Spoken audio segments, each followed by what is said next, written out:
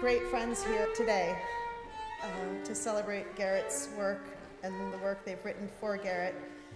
I don't want to take too much time up here because I want it to be your words and Gerrit's words. So I'd like to start with, what time is it, Mr. Fox, with Brian King performing one of Gerrit's poems set to music.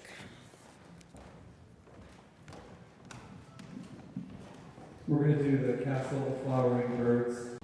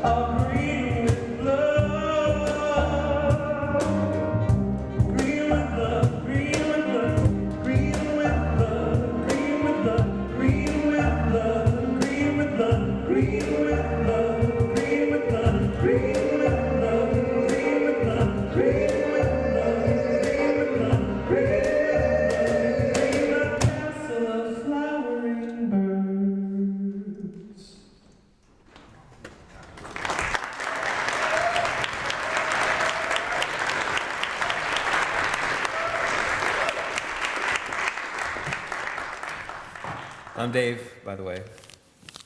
This was a poem that I wrote in the last few months of Gerrit's life, and because it has reference to Abraxas in it, I was too scared to show it to him. So I'm showing him now.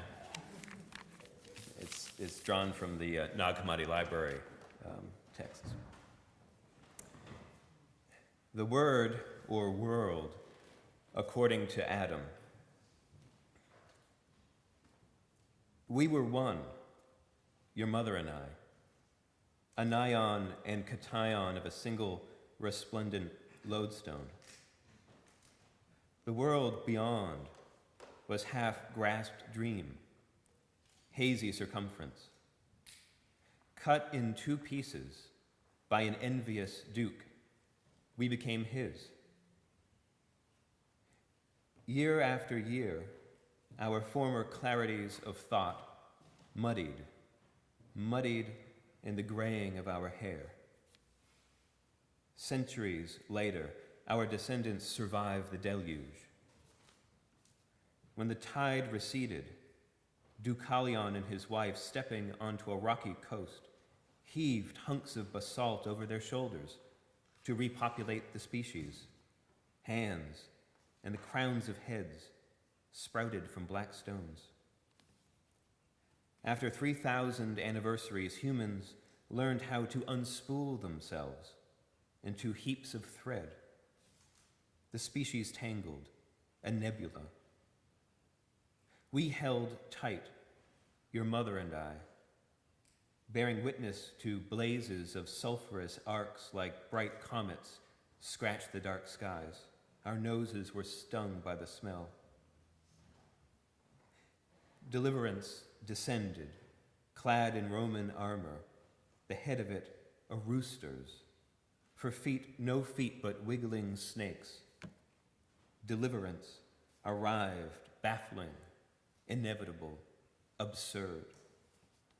We transposed letters in its name. Never forget you emerged from a pearl, as from an egg a bird. Irises had tempted you to earth to don this sad road. So enamored were you of their wings. You were conceived by your mother's profound longing for irises.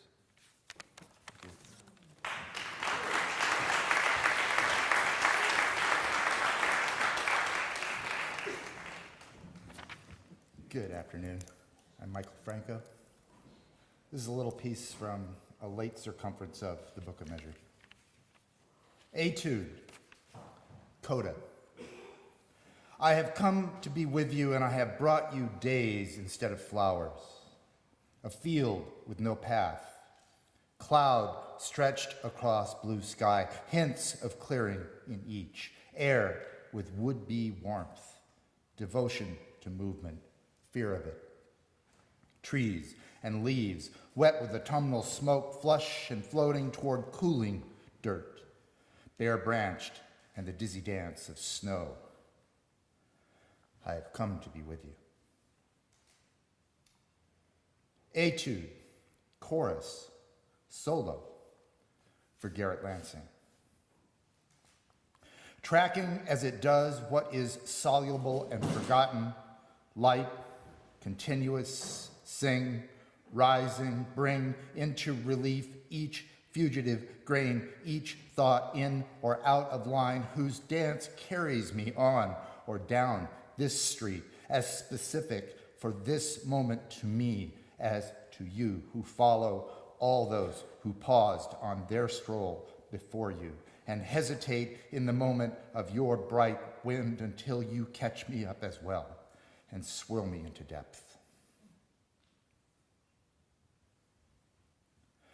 So it has been a distance I have followed, as in a reach of days, an area between now and when, which is laced or tinged with what had been now, which dances, which may indeed be the dance, movement perpetually between.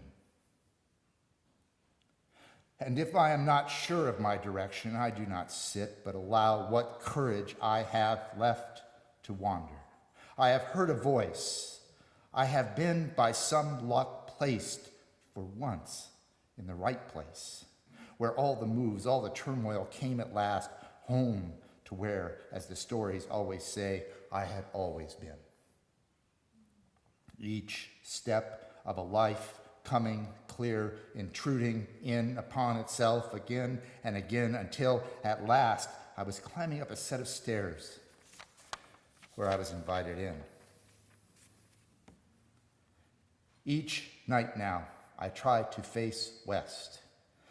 I sit, I wait, watching the trees turn to black patterns against the bluing sky, street lights intruding, and the tick of a cricket or bat, radio, cars, old dreams. I face west to return. And in the design, you are in my dream. No casual reference or messenger other than yourself. A present in the design whose place I keep as a gift from an old friend whose thought remains and claims for itself the years it holds and would and does release them again to me, who holds it on occasion.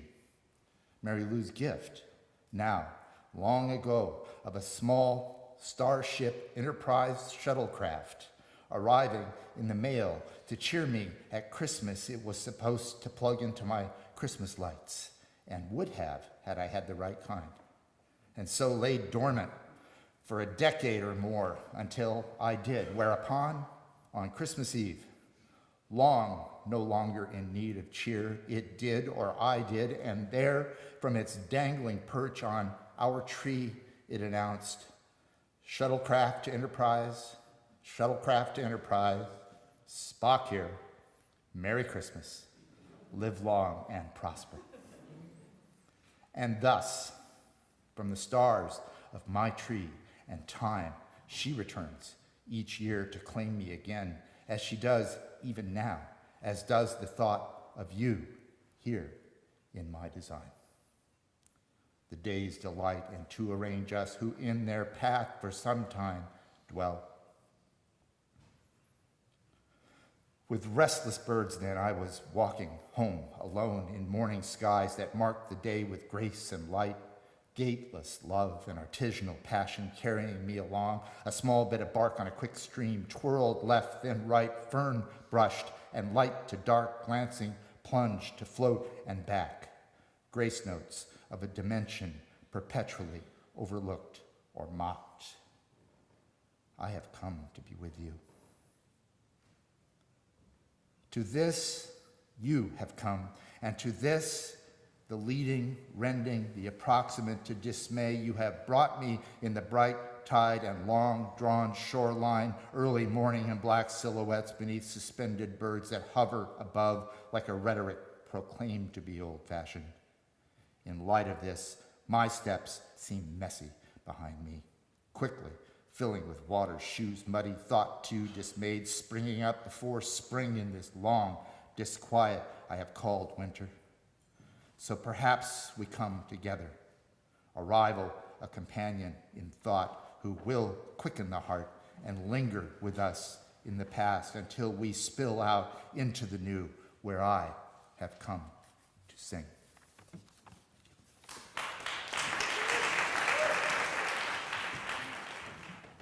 Thanks. My name is Ammiel Alcalay, and it is really good to be amongst all of you yesterday and today. I was asked directly and then through Timothy by Diane DePrima to read from Loba for her dear friend Gerrit, and my dear friend Gerrit, who I realize I knew for 50 years. So this is from Loba, and I spoke to Diane just about an hour ago, and she sends her thoughts and love to everybody. The stars shine for us. It was there that my heart faltered, there that it let you in, there that I screamed. It was triumph and death cry at once, here on the brink of time as we once conceived it. Screamed, shouted in joy, and a rough approximation of triumph. There is joy in this steady brightness, backlighting the new dark. Here my hand was steady, there it faltered, but my voice rang true. Here hand and voice betrayed me, but I held out of time to the clearness. Claritas, unobstructed, they tell me, though I have yet to experience. Here the tissue of lies, betrayals turned to gold, leaving the edge, lead, brass, so you could see the process where it came from, if not where or how it goes. This chipped corner, missing bead is the entrance. These three notes on the hurdy-gurdy define the elegance. There is pride in the going and heart-bursting joy. The saints go marching out. What will you do, I want to ask, but I don't when the last of them vaporizes in the heat of passion? How will you measure the dark? And I want to read a poem by someone very close to me, my son, Ammiel Alcalay. Sparkle, sparkle, sparkle star, sparkle always where you are. Sad is the day and soft the night, always lit by your trembling light. So come, come and come away, lift off the curtains of this day, bring me forth to your delight, mingle gladness in my sight. And when you tremble, sparkling star, I hope no journey will be far when my heart is cracked by the ending spar, that dart, the only one flying true, the only one of earth, yet false compared to you. So the arrow of my heart's death shall be the glory in your beaming breath, and then we will sparkle, sparkle, sparkle, star, sparkle always where we are.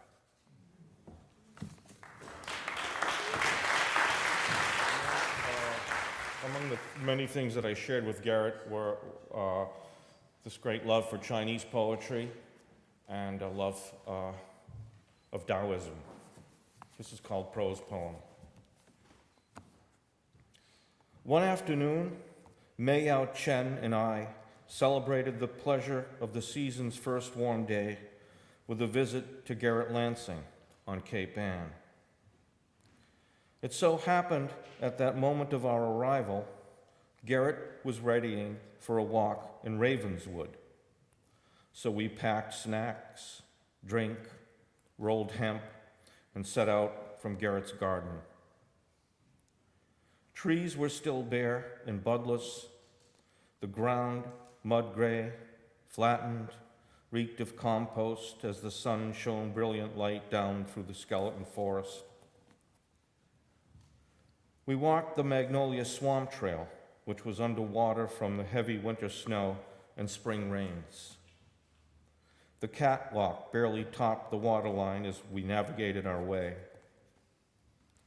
Later, we climbed a moraine, and at the top looked east to Gloucester Harbor, gleaming blue-green speckles in the distance. There, atop the moraine, under the sun, we smoked, drank, ate, talked of the way, chaos, panku, magic, and poetry. I was unable to keep up with the discussion between Gerrit and May. Their mutual erudition and interests left me lost and scratching my head. So in the middle of a debate on the political and spiritual implications of the elegies of Chu, I wandered away from my companions to explore alone. An onshore breeze aired salt, and I sat at the edge of the moraine, staring at the ocean, when suddenly I heard banging and saw the Taoist immortal Chang Ku Lao riding a white donkey across the sky. He wore a feather robe and beat a fish drum, and when he saw me, he stopped and asked, "Did you enjoy your outing to Dragon Gate?" I asked him how he knew I'd been to Dragon Gate, but he didn't answer. I called to my friends to come quickly, but when I turned around, Chang Ku Lao had disappeared.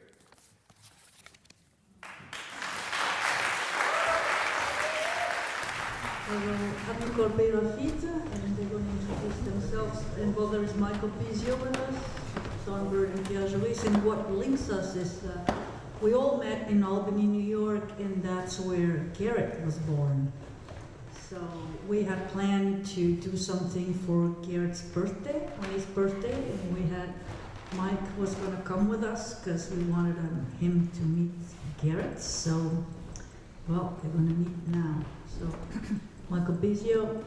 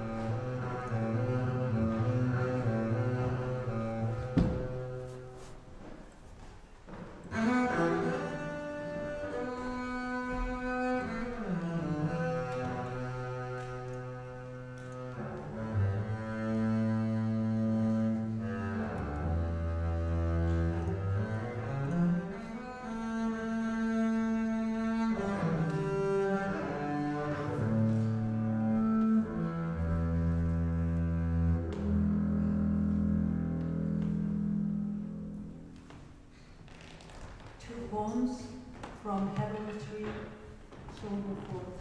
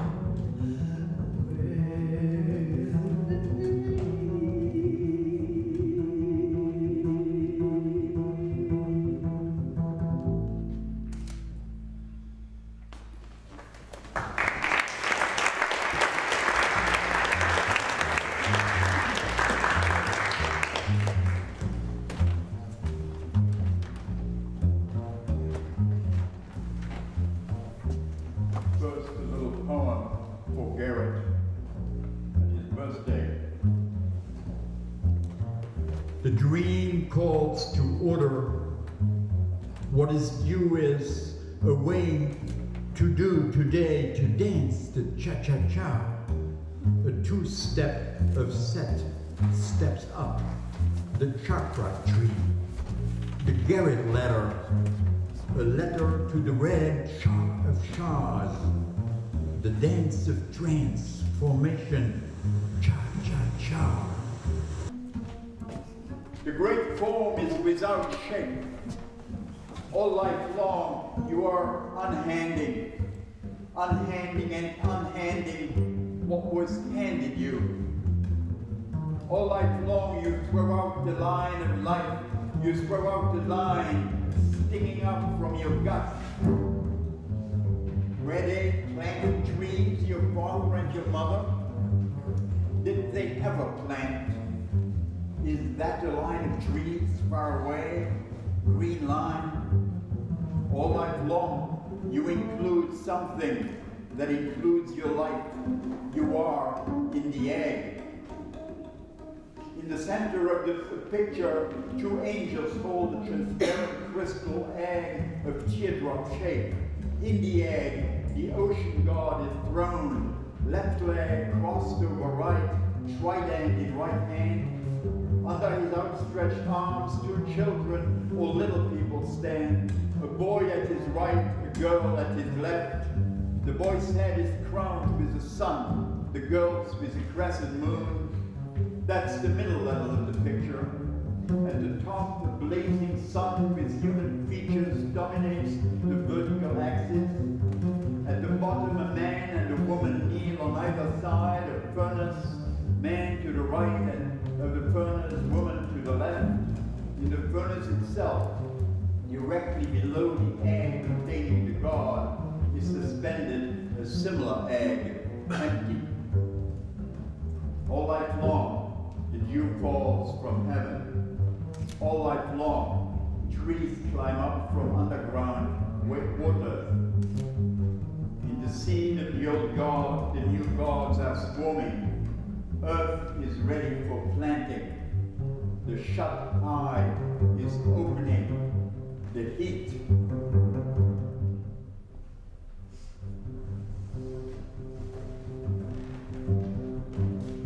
Camarados, isolados, living in a change foreseen, gay like morning clouds, crossing golden fields and purple forests, loving in a change of solitude for solitude, played in gardens haunted by an eagle's shadow and the rustle of a snake. Moving in a change of time for time, how deep and orient your glare, how purified your carelessness. Love emerges from the filth of love. Girls struck matches in the buried kitchen of their mothers. Boys in bed machine the book of wheat until it sinks to fly. On the autumn mountains, an old man muses, glorious and calm. He blesses the origin of time and the drifting children of America. Love turns the leaves to fall, and they falling turn the air to colored air. All changes fall upon his upturned face.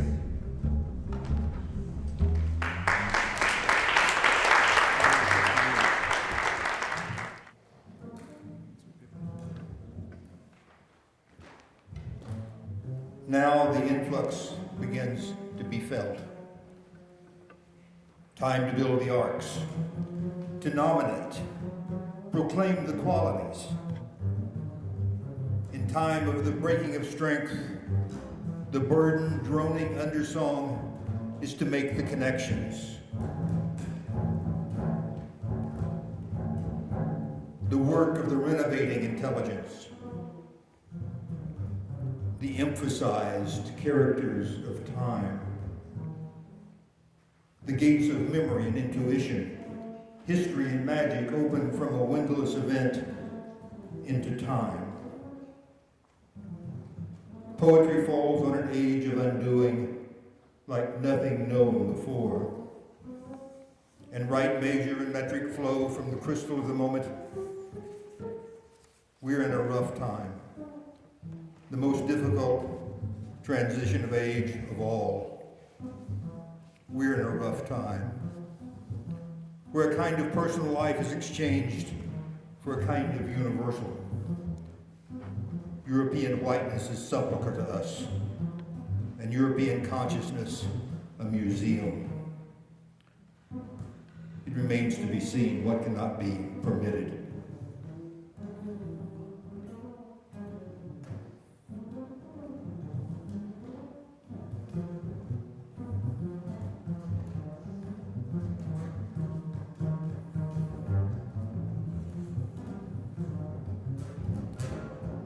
Change in the heavenly female power as equality of sexes swing around. The biochemical basis of the differentiation is shifted. This doesn't mean everyone will be queer, but that as the new magnetic centers astrally arise in men and women, the scope of both amativeness and adhesiveness will be prodigiously enlarged. 10/9/97 BC. The negative afterimage of looking at the sun was man advancing, bearing a water jar. 1963 AD. The negative afterimage of the vision of man poised in the electromagnetic currents of space is a roaring lion. It is still hard to distinguish the form of the lion who walks in flame. In 29, Gerrit recalled himself as a young man who had written The Burden of Set, and went on to say, today, a debt another eon, needful to note new conditions of writing, reception, and expression opened by electromagnetic means, thence novel generations and coruscations of consciousness. The entire social and economic nexus of history and magic requires new phenomenologies, new configurations.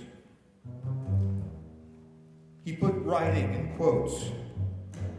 What was the new writing to be? Why didn't I just ask him? Why didn't I just ask him many things? He would not have answered my question.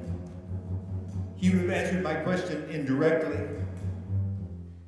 I already knew if I knew. Only I could find out.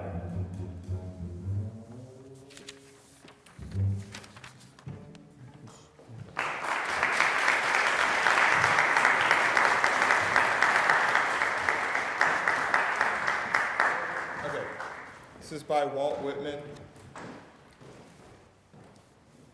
This compost. Something startles me where I thought I was safest. I withdraw from the still woods I loved. I will not go now on the pastures to walk. I will not strip the clothes from my body to meet my lover, the sea.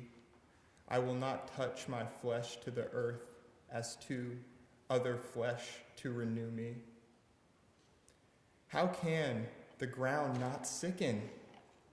How can you be alive, you growths of spring? How can you furnish health, you blood of herbs, roots, orchards, grain? Are they not continually putting distempered corpses in you? Is not every continent worked over and over with sour dead? Where have you disposed their carcasses, those drunkards and gluttons of so many generations? Where have you drawn off all the foul liquid and meat? I do not see any of it upon you today, or perhaps I am deceived. I will run a furrow with my plow. I will press my spade through the sod and turn it underneath. I am sure I shall expose some of the foul meat. Behold this compost, behold it well. Perhaps every mite has once formed part of a sick person, yet behold, the grass covers the prairies, the bean bursts noiselessly through the mold in the garden. The delicate spear of the onion pierces upward. The apple buds cluster together on the apple branches. The resurrection of the wheat appears with pale visage out of its graves. The tinge awakes over the willow tree and the mulberry tree. The he-bird carols mornings and evenings while the she-bird sits on their nests. The young of poultry break through the hatched eggs. The newborn animals appear. The calf is dropped from the cow, the colt from the mare. Out of its little hill faithfully rise the potato's dark green leaves. Out of its hill rises the yellow maize stalk. The summer growth is innocent and disdainful above all those strata of sour dead. What chemistry! that the winds are really not infectious, that this is no cheat, this transparent green wash of the sea, which is so amorous after me, that it is safe to allow it to lick my naked body all over with its tongues, that it will not endanger me with the fevers that have disposed themselves in it, that all is clean forever and forever, that the cool drink from the well tastes so good, that blackberries are so flavorous and juicy, that the fruits of the apple orchard and of the orange orchard, that melons, grapes, peaches, plums, will none of them poison me, that when I recline on the grass, I do not catch any disease, though probably every spear of grass rises out of what once was a catching disease. Now I am terrified at the earth. It is that calm and patient. It grows such sweet things out of such corruptions. It turns harmless and stainless on its axis, with such endless successions of diseased corpses. It distills such exquisite wind out of such infused fedor. It renews with such unwitting looks its prodigal, annual, sumptuous crops. It gives such divine materials to men and accepts such leavings from them at last. This is a poem for Gerrit that I actually did submit to him a couple of months ago, and got something of his approval. 2 poems, each ending with Dreamwood. First poem. Mules means work, and you don't want to do it if you are mules. Pulling a cart or a mule load up a mountain, the burden of existence suffered, to be carried up the suffered road that is the task at hand. Horses, contrariwise, run free from their burdens, fly on the wind with God-sprung pinions, plumes aflame, ultimately. But broken horses fear the flame, fear the absolute of their own liberations, if we are horses. To shake off the harness is within reach, possibly. You buck and whinny, wildly waggle your wizened mane and tempt it. Imagine flight, call on the gods.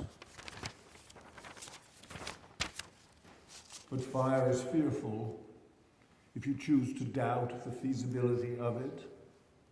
Do you have an absolute nature free in the fire or not? Will you be devoured by the flames of your own liberation? I am of 2 minds, naturally.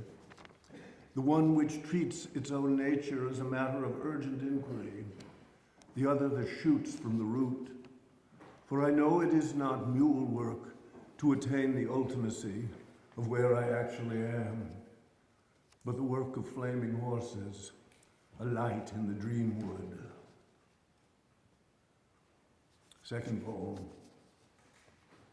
How to eke out a niche of absolute divergence that leverages everything to a value each thing denies.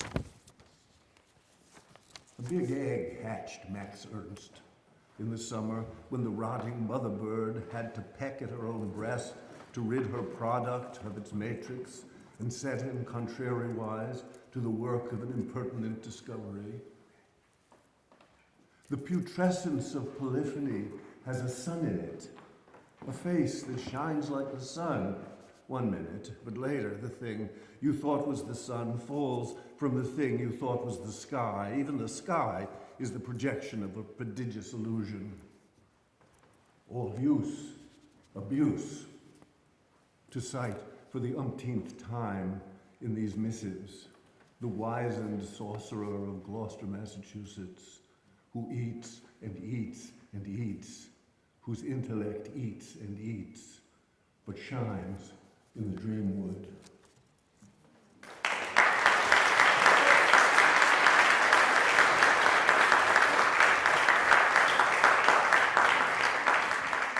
This is a little poem that I wrote for Gerrit's birthday. I wrote it 2.5 weeks ago, and he liked it, mostly.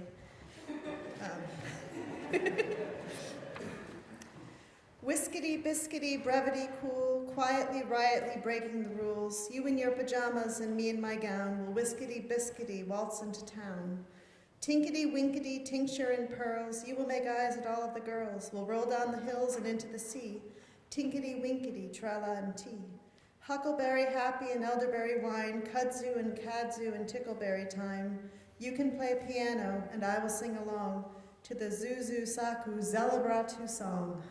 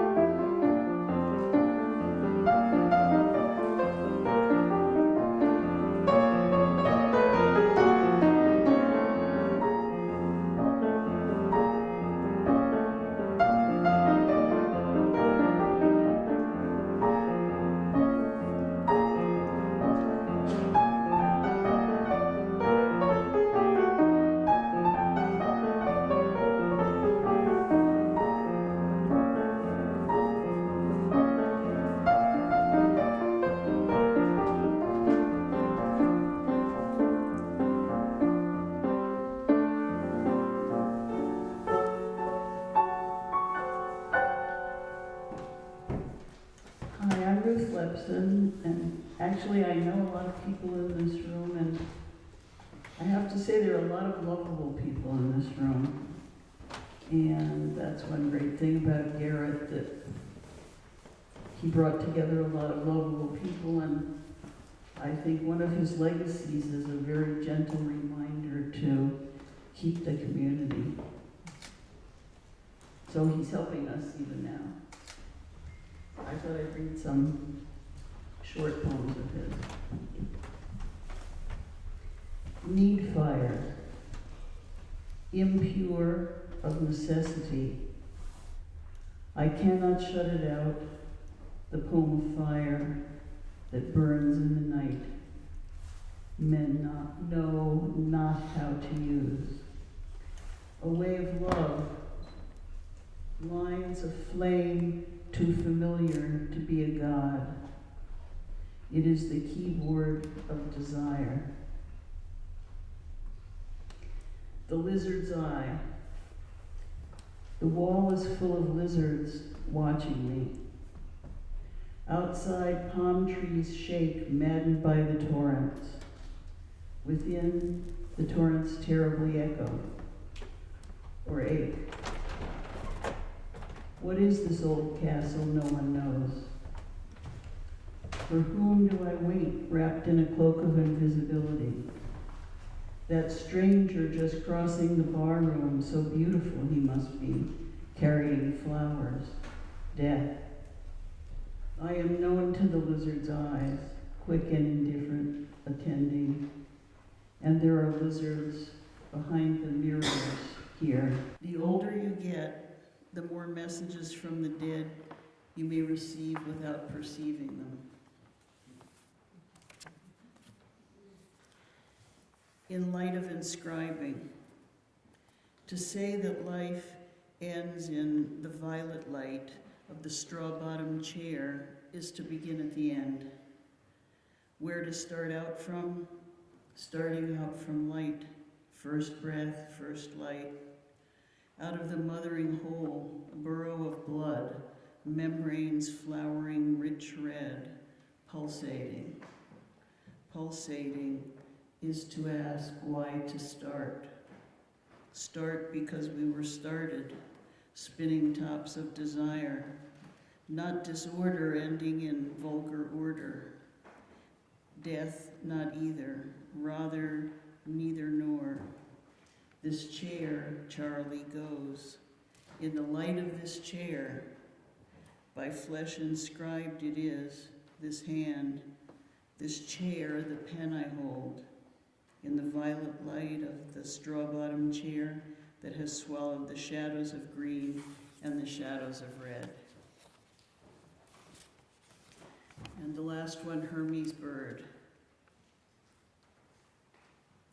Something is roosting in the hemlock boughs, visible glittering behind the snow, sun rippling in frozen puddles. It is feathered, it roosts. I see the flash of its eyes.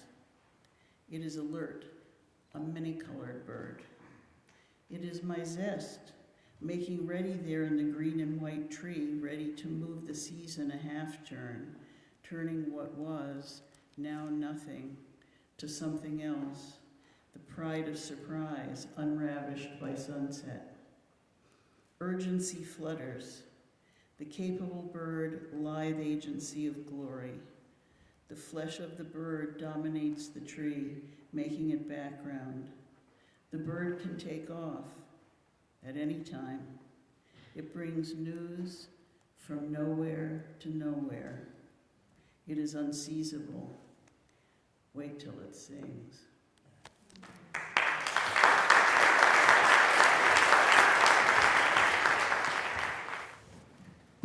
I'm Mitch Manning. I wanted to read a poem by Gerrit's from an old issue of Caterpillar, Clayton Eshelman's magazine from 1968. It's from a long poem called The Milk of the Stars from Her Paps. Happy birthday, Gerrit.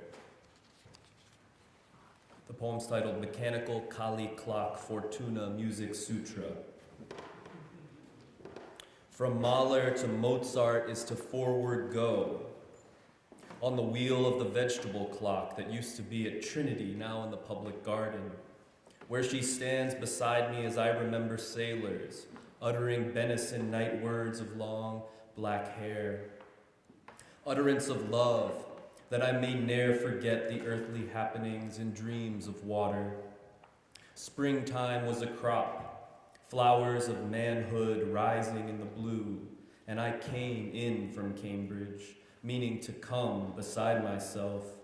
Paratactic troopers, revelry, the days we were. O Fortuna, we honor the dying by odors of confusion, profusion of our clement colors, as never they forgive, unless we do. These are scarves of being we wind about our necks, comforts when the winter comes, a snowy night not lacking in excitement. What is meant is never tricky, unlike tricks of youth that honor Kali, tricks in the garden, under bridges, pulsing in our happy palms, tricks delicious to the mother as she sees the boys go down. But finally comes the untricked God who gives what we could only have forever, because its theft was only trickery. And Kali goes on dancing on recumbent Mercury. And I wanted to read 2 short poems I wrote in Mexico. I went to a Pueblos Mágicos south of Mexico City, and I met a geomancer, and I talked to Gerrit about it, and he of course knew it, and he said, "Oh, Arab geomancy?" And I was like, yeah, no one else I knew anything about geomancy, so for Gerrit, Tepos Teco. The geomancy is like a divination in a bowl of sand. The geomancer spins his small wand, carves points in the sand bowl, point, point, line, point. 16 forms across 4 dimensions, geometry of spirit, earth face sun squares, the girl with 2 moons hanging from her feathered head. Climbing the pyramid at dawn, a man in a Wu-Tang t-shirt takes a picture of his father standing on the roof of the temple.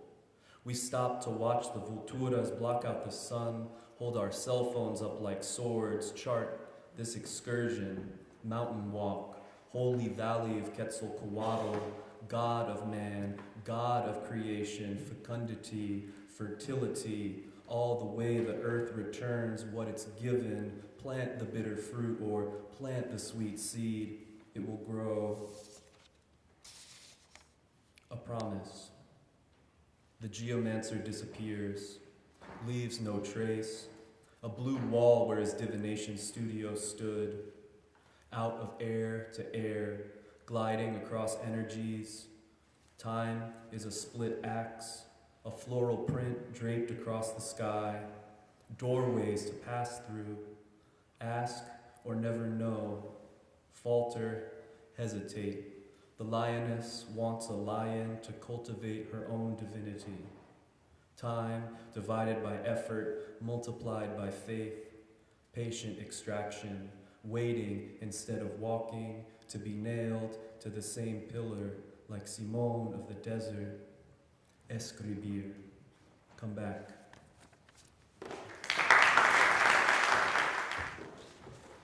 My name is Simon Pettet. It's a huge pleasure to honor dear Gerrit and to wish him a happy birthday. I'm going to read his poem, The Dark Grammarian.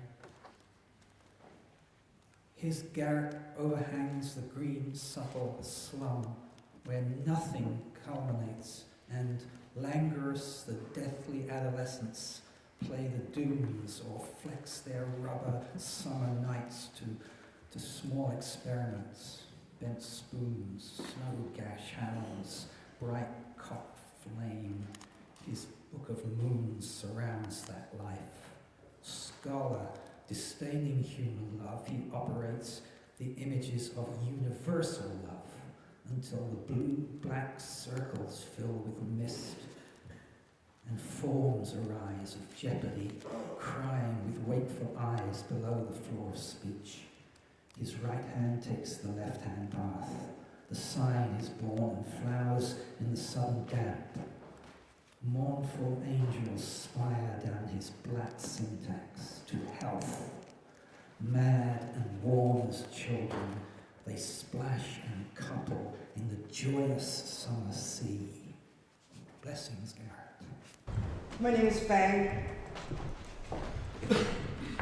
I was incredibly honored that Gerrit asked me to attend him in his death. And being with him those last few days and that last night, after doing hospice work and death doula for 30 years, was still one of the most beautiful and perfect moments of a magician's death that I've ever had the privilege to witness. And this is the song that I sang to him as I watched his heart flutter into stillness.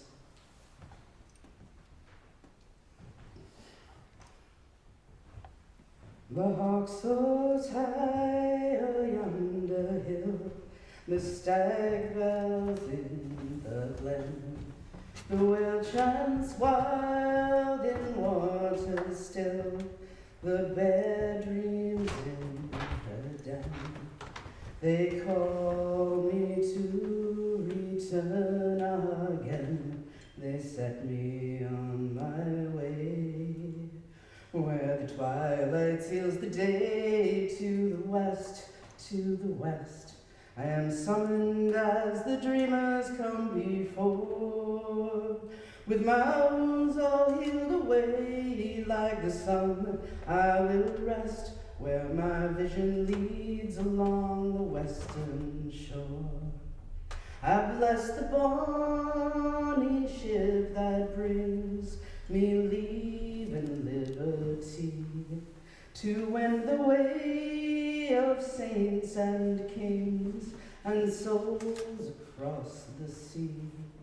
I seek the voice that sings to me and draws me on my way, where the twilight seals the day. To the west, to the west, I am summoned as the dreamers come before. With my wounds all healed away, like the sun, I will rest where my vision leads along the western shore. My eyes shall see this vision clear, my tongue will rightly tell, my heart will hold this dreaming dear, my hands shall build it well. The land we've sought, where now we dwell, is ever on the way, where the twilight seals the day. To the west, to the west, I am summoned as the dreamers come before. With my wounds all healed away, like the sun, I will rest where my vision leads along the western shore. With your wounds all healed away, like the sun, you will rest where your vision leads along the western shore.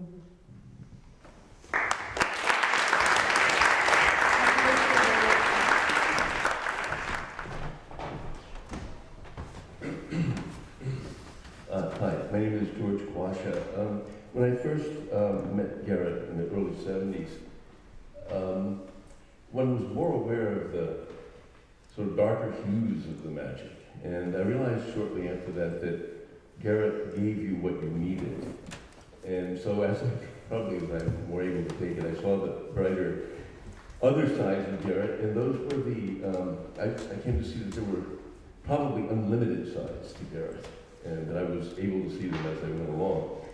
I'm going to read a poem of his that reflects maybe the Blakean embrace that I discovered shortly thereafter. It's called Weed Udana.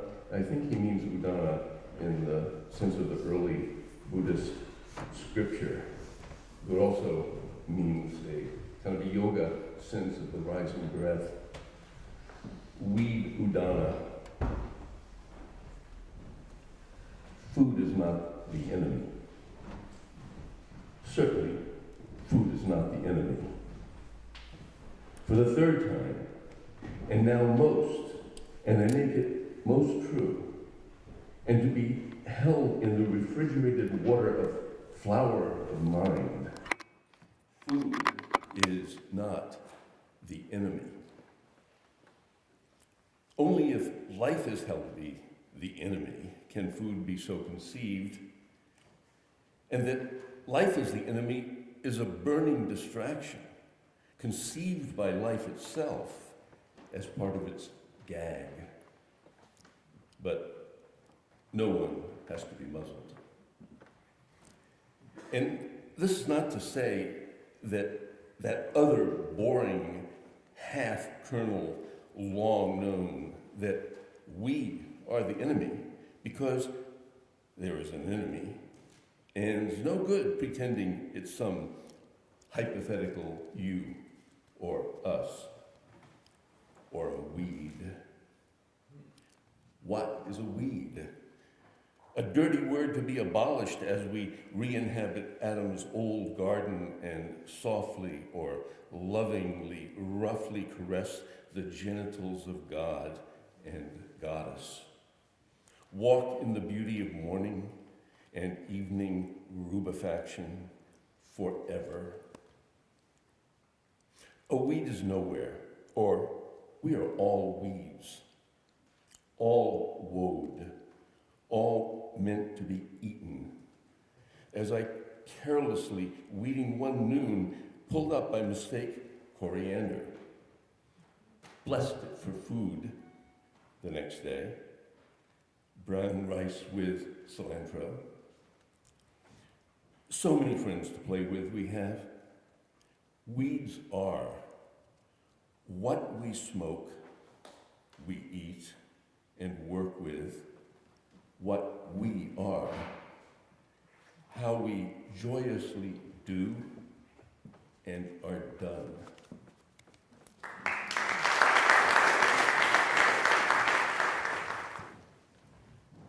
Timothy. September 23rd, 2014, dark moon, Libra for Gerrit. 'Tis time to spend subaltern way. Our time, our love, wandering and chatting, whatever floats by.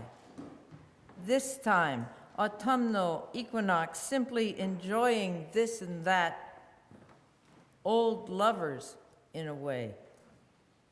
Yet poems we read, sharp punctuation, delineation brings into our meanderings sharper times, tether us to all the others of our lives. Vibrate the room lights up here in these our hearts, we meander more, thus held and nourished. Gerrit uses quarters, spins the compass of his life magnetic all round the tower of love, advances, stepping over all manner of creature and difficult terrain. We will, is all he said. We will. And this is one of my favorite poems of Gerrit's. Expose of vernal occasioning. Born to presence in bornlessness, born to be wild, to bewildered, having not but not unraveling, revealing namelessness, to poverty we can climb in this unsealing. A tree, an oak, a Christmas oak, unseals itself to spring. The shape is never still, a fragment of a fragment of. And down some garden path you walk, may hop in hapless May, as odors of the spring unseal themselves, and who is indiscernible not hesitates, and in that destitution is the freedom of a spring, a mode that not returns. With all this minding, we kiss. Fullness springs to hand, ripe to come, and sun abounds, marvelous liquefaction. My name is Nathan Cohen, and Amanda asked me to play this piece. This is I'm going to do a very abridged version of the Bach D minor Chaconne.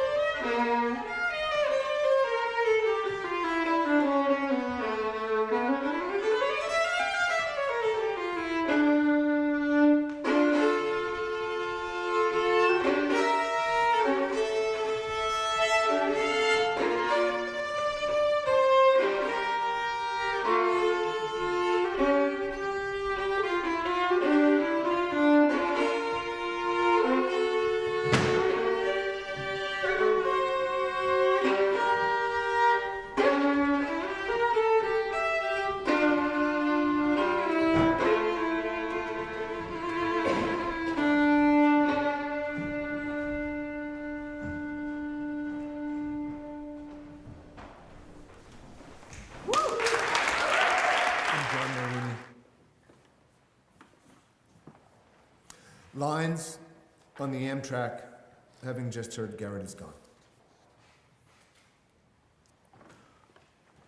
A lone swan swans up the river at Old Saybrook. The last bit of snow slithers between fall and flurry. Light rolls above our heads. Stars and the reflection of stars. Headlights and the reflection of headlights merge in the glass. And below, the Quinnebog River gone pointillist, thin crust of ice in the shallows, some mud or other rage below the surface. See the light. The other light is come to join your light.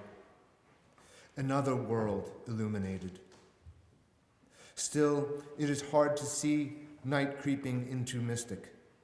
Orange and yellow earth movers, a fading gleam in winter twilight, Tonka trucks tearing up the soluble foliage. Lie in state at Stage Fort Park, your voice the milk of stars, a passage opening in the thicket. The earth's mouth, a door to the infinite, the route, the way, the map of the way.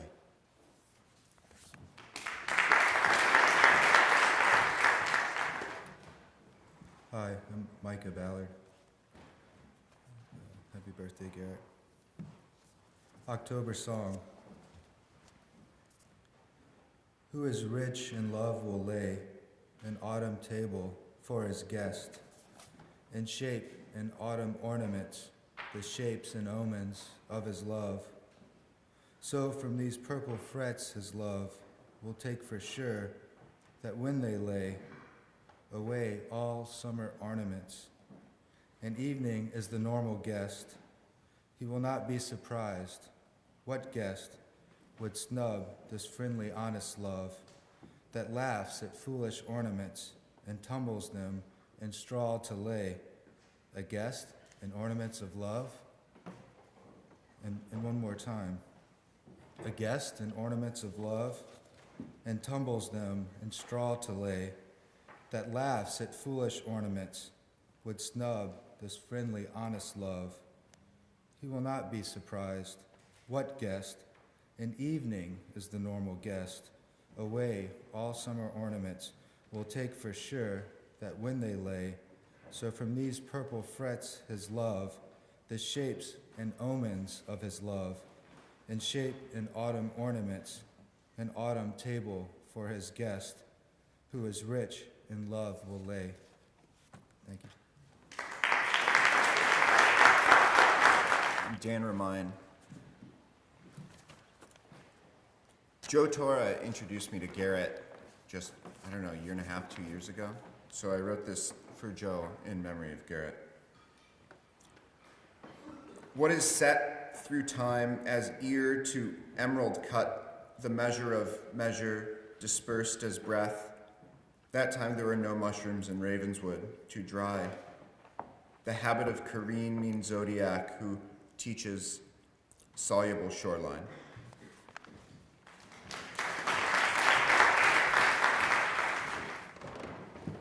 Hi, Derek Fenner. One of the company of light. The starman in my heart is young and moves with all the strength memory masters. Shoots as a soldier in the boyhood game was supposed to. That brilliant and keen. He is the might of the doom of the stalwart, the heart of the men defending Muldoon. He is untarnished.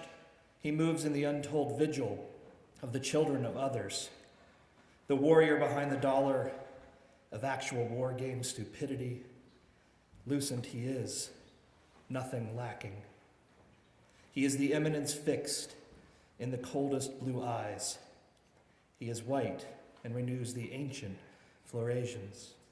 Supple and amorous, he desires Christ and Achilles be one. And in the golden fields, he sees them drink from one cup, naked and hot in the heat of the sun.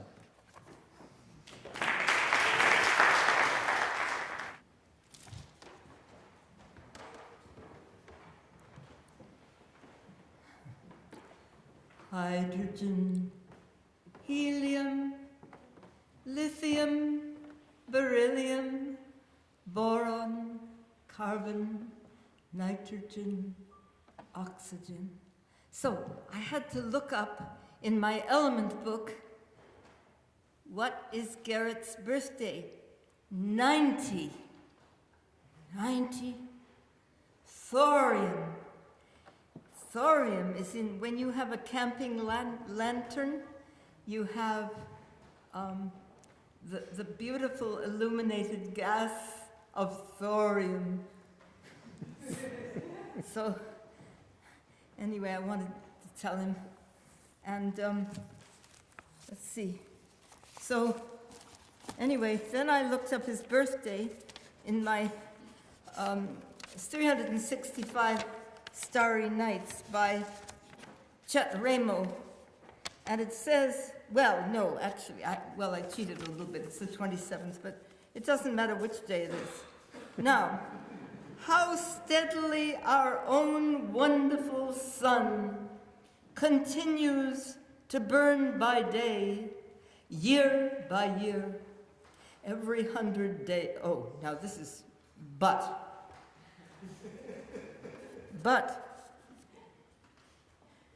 every 100 days or so, you, Geminorum, suddenly flares up and for a day or so blazes 100 times brighter than usual. Such stars are called cataclysmic variables. Anyway, I think Gerrit is more like the sun. Okay. Oh dear, I hope that isn't everything. Well, anyway, I'll just tell one little anecdote. My God.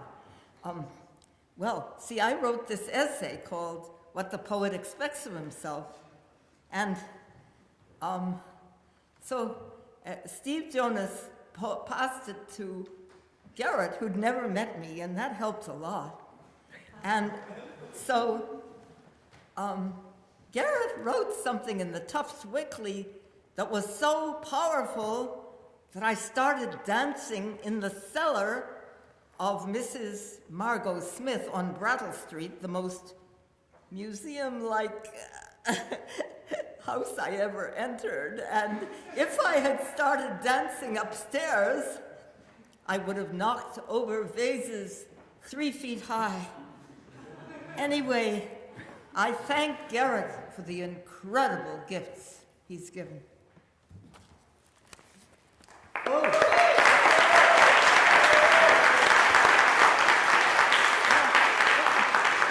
Sorry, I forgot the point.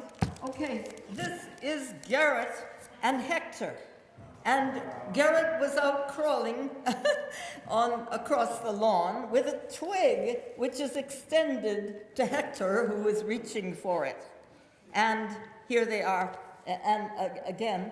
And then I did my autobiography, and Gerrit said, well, in a few paragraphs, and Gerrit said,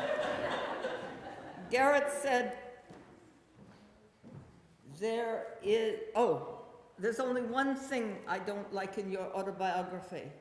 And then he said, there is no inanimate thing.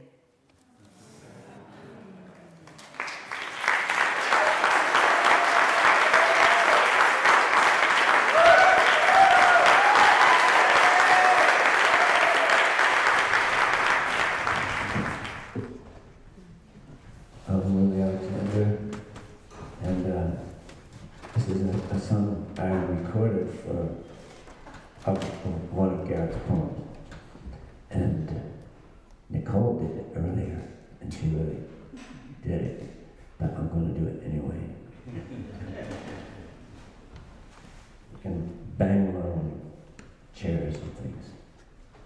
I did this in a 6/8 rhythm because the 6/8 rhythms to me were more spiritual, and it's like if you listen to different kinds of music from around the world, a lot of it's in 4/4, but when they do this heavy religious stuff, it's in 6/8, and it's kind of like a voodoo thing sometimes.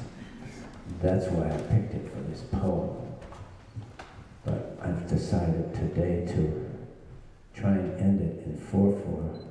And when I do that, I'm just gonna, you can all just yell his name for a while, and that'll be it, okay? It's page 37 in your hymnals.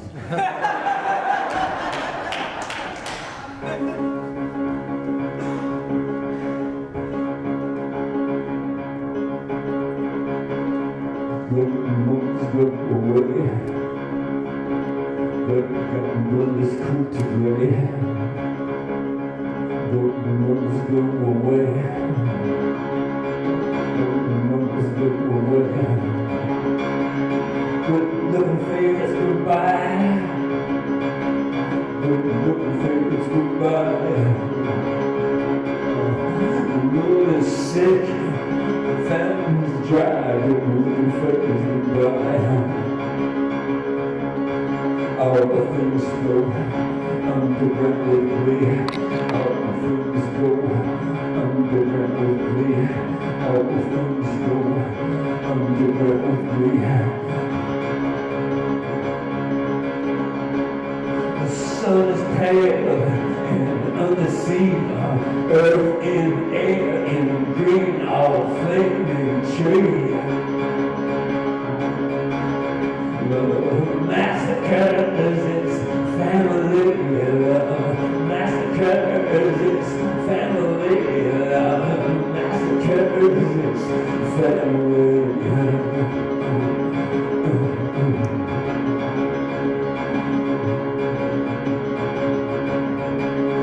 All things go underground with me. All things go underground with me. All things go underground with me. All things go underground with me.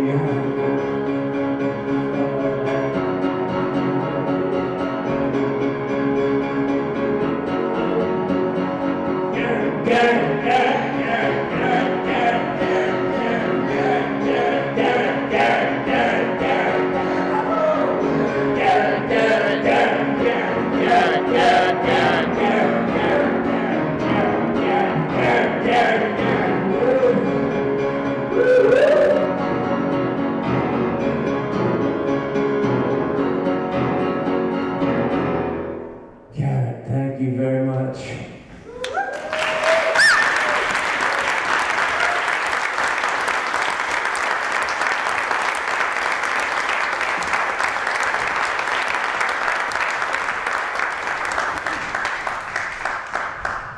Thank you all for coming to celebrate Gerrit's birthday. I love you all. Thanks.